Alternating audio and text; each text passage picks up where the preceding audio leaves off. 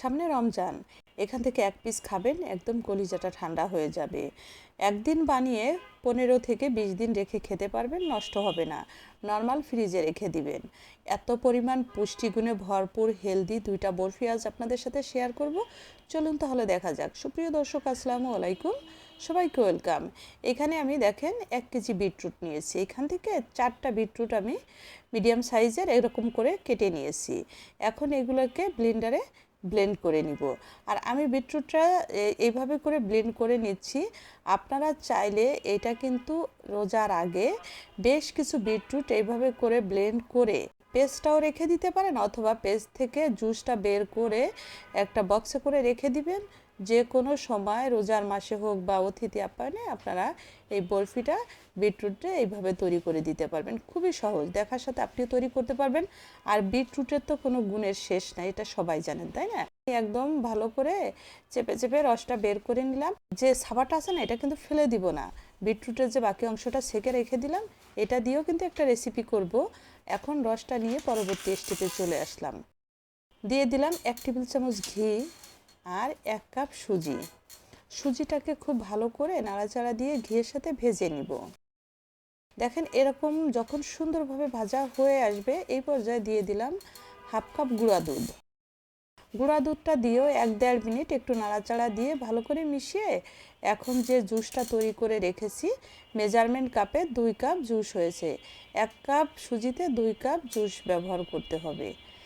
জুসটা দিয়ে দিলাম মেজারমেন্ট কাপের 1/2 কাপ চিনি। চিনিটা আপনাদের স্বাদ অনুযায়ী আপনারা ব্যবহার করবেন। চিনিটা দিয়ে নাড়াচাড়া দিয়ে এই পর্যায়ে চলে আসলে অ্যাড করে দিলাম 1 চিমটি লবণ। লবণটা দিয়েও নাড়াচাড়া দিয়ে একদম ঘন হয়ে আসছে দেখেন। এখন দিয়ে দিলাম 1 চা চামচ লেমন এসেন্স। আর লেমন এসেন্সটা হচ্ছে লেবুর যে সুগন্ধি ফ্লেভারটা পাওয়া যায় না, ওইটা দিয়ে দিলাম। আর এইটা যদি আপনার ঘরে না থাকে, সরাসরি 1 টেবিল চামচ লেবুর রস দিয়ে দিবেন। অবশ্যই লেবুর রসটা ব্যবহার করবেন। আর যদি লেমন এসেন্সটা থাকে তাহলে তো আরও ভালো, সেটা ব্যবহার করবেন। এইটা দেওয়াতেই আপনার একদম অন্যরকম একটা টেস্ট, অন্যরকম একটা ফ্লেভার এখানে অ্যাড হবে। হ্যাঁ, এখন ভালো করে নাড়াচাড়া দিয়ে যখন এই পর্যায়ে চলে এসেছে, অ্যাড করে দিলাম 1 টেবিল চামচ ঘি। ঘিটা দিয়ে আরও সুন্দরভাবে 2-3 মিনিট রান্না করে নিয়েছি। একটা প্লেটে সামান্য একটু ঘি দিয়ে হাত দিয়ে ভালো করে মিশিয়ে প্লেটের ভিতরে হালুয়াটা তৈরি করে নিয়েছি, এটা দিয়ে দিলাম। এখন ভালো করে হাত দিয়ে সুন্দরভাবে দেখেন এভাবে করে রেখে দিয়েছি। সাথে সাথে এটা কাটা যায়, কিন্তু আমি 10 মিনিটের মতো রেখে পরবর্তীতে চলে আসলাম। ভালোভাবে সবগুলো একে একে এইভাবে করে কেটে নিলাম। আর দেখেন এর মানে লুকটা, আর মুখে দিলে মানে আমি কি বলবো, যে একটু ফ্রিজে রেখে ঠান্ডা করে রোজার মাসে খাবেন, 1 পিস খাবেন, একদম কলিজা ঠান্ডা হয়ে যাবে। যেমন হেলদি তেমন পুষ্টি এবং খেতেও অনেক বেশি সুস্বাদু। আর এখানে 2 ধরনের হালুয়া আমি প্রেজেন্ট করেছি। আর এখন পরবর্তী হালুয়াটা করে নিব, যেটা গাজর দিয়ে করব। সেমভাবে গাজর এখানে আমি 4 পিস গাজর কুচি করে নিয়ে ব্লেন্ডারে সামান্য একটু পানি দিয়ে পেস্ট করে নিলাম। এখন গাজর থেকেও সেমভাবে রসটা বের করে নিলাম। আর গাজরের যে সাবাটা আছে, এটাও কিন্তু পরবর্তীতে একটা রেসিপি করব, এটাও ফেলে দিব না, কারণ এই প্রত্যেকটা জিনিস অনেক পুষ্টি। গাজরের জুসটা বের করে সাইড করে রেখে 1 টেবিল চামচ ঘি দিয়ে সেমভাবে 1 কাপ সুজি দিয়ে ভালো করে সুজিটা ঘিয়ের সাথে ভেজে আর 1/2 কাপ গুঁড়া দুধ দিয়ে ভালো করে ভেজে নিলাম। এখন অ্যাড করে দিলাম গাজরের জুস। এখানে 2 কাপ পরিমাণ গাজরের জুস তৈরি করে নিয়েছি, সম্পূর্ণ জুসটুকু দিয়ে দিলাম। আর দিয়ে দিলাম 1/2 কাপ চিনি, সামান্য একটু লবণ। চিনিটা দেওয়ার পর আর একটু লিকুইড হবে, আস্তে আস্তে নাড়াচাড়া দিলে খুব সহজে ঘন হয়ে যাবে। ভালো করে মিশিয়ে এখন অ্যাড করে দিলাম সেমভাবে আপনার 1 চা চামচ লেমন এসেন্স।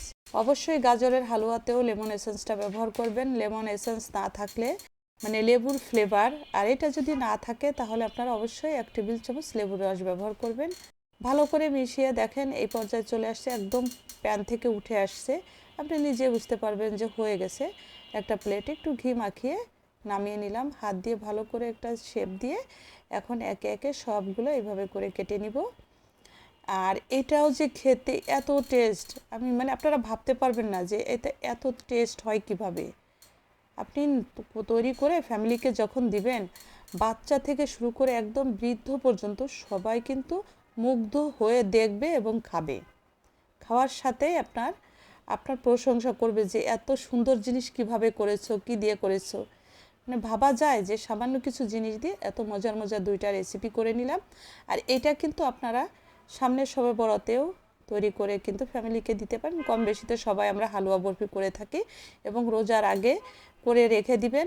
একদম 15 দিন নিশ্চিন্তে বেশি করে রেখে দিবেন, 15 দিন 20 দিন রেখে খেতে পারবেন নর্মাল ফ্রিজে, নষ্ট হবে না।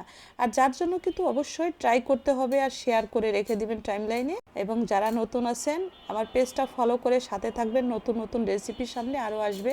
একটা লাইক দিতে কিন্তু ভুলবেন না, কেমন হলো কমেন্টস করে জানাবেন। সবাই ভালো থাকবেন, সাথে থাকবেন। সবাইকে অসংখ্য অসংখ্য ধন্যবাদ সাথে থেকে দেখার জন্য। আল্লাহ হাফেজ।